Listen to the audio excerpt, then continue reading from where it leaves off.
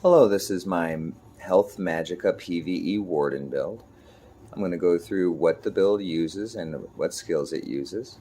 The sets that this build use are Torug's Pact, Vateshran's Inferno Staff, which should be a lightning staff, and once I have enough transmutation crystals to change it into an infused staff, I will switch it out for the lightning staff.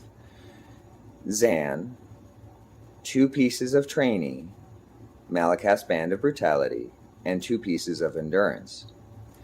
The ideal traits for this armor would be the Sturdy trait in order to reduce the cost of blocking, and then Divines to increase the Magicka recovery of the Mundus Stone, which is the Atronach Mundus.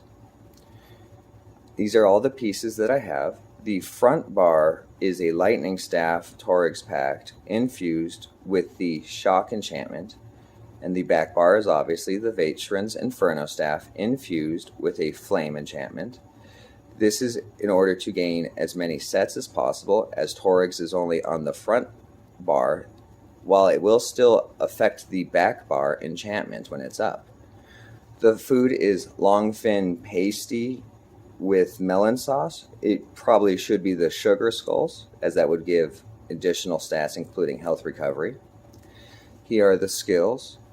I prefer the Eternal Guardian ultimate as a consistent DPS, Crushing Shock for the interrupt, Arctic Wind as a primary damage dealer and as a primary healer, Gripping Shards for additional damage, Fletcher Infection for more additional damage, Bird of Prey for the minor berserk and added passive bonus, Blue Netch instead of the Stam Netch because I would like to have more Magicka recovery. There is the Fire Blockade, which should become Lightning Blockade, Spiked Bone Shield as an additional health-based shield, Elemental Drain to both proc Vateshran's Inferno and give the additional Magicka and penetration. I'm going to go through the stats and what the skills now do when my build is buffed. It is not a significant increase in damage except for the health-based damage dealers of Arctic Wind and Gripping Shards. The increased health will drastically increase their damage as opposed to the small amount of spell damage that would increase the other abilities, though everything does add up. The build altogether gets 20,000 DPS consistently. I will go through a short DPS parse clip after this. You can see the stats here. It's a 47,000 health damage dealing build. This is perfect for being able to solo many, if not all, dungeons. I have completed the new Vateshran Arena on Veteran difficulty with this build, which I find to be an extreme accomplishment. Here you see my champion points. I think it's really generic as far as defensive goes. The regeneration and cost reductions are rather split up equally to get the most efficient, at least what I believe would be most efficient out of the champion points. The real crucial part about the champion points, and my build doesn't really currently get to take advantage of it, but it will once I get the lightning staff, is the 10% additional damage to off-balance enemies. With the lightning staff and using lightning blockade, it puts concussed enemies off balance, and with the Torug's Pact and shock enchantment, the odds of putting them off balance from the blockade effect is very likely, as each enchantment provides a 20% chance to affect the status, to inflict the status effect. So my math should be 20% every 2.5 seconds. It's about 40% within the 5 seconds to set the off balance. So you're looking at a minimum of 5% damage increase from the champion points. The jewelry enchantments are 2 Magicka Regen Glyphs and 1 Regen Glyph. Currently Malacath is still Bloodthirsty, which I wish it to be infused, and I would like to change it as soon as possible.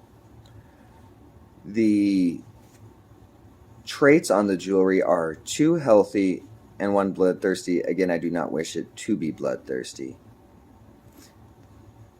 You are now seeing a DPS parse. It is a very typical parse. It's very easy to maintain rotation. You have the beams.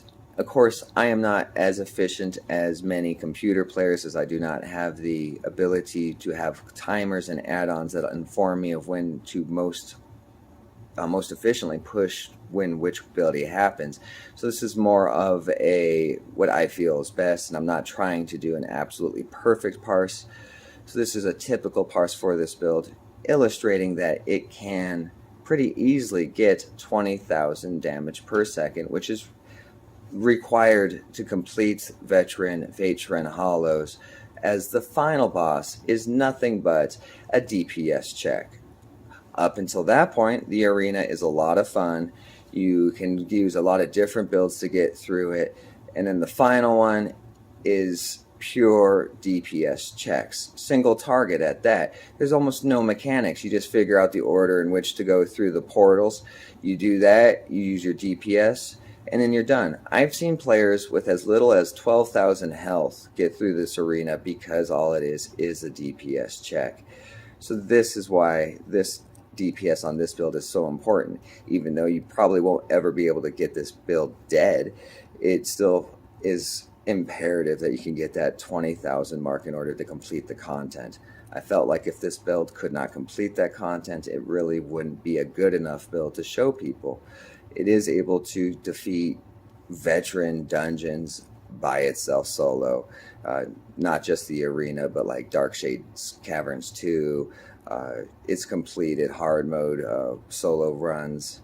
I'm sure it could complete DLC dungeons by itself easily, and that it'd still be easier than completing the DPS check at the end of the Vateshran arena on a non-DPS oriented build.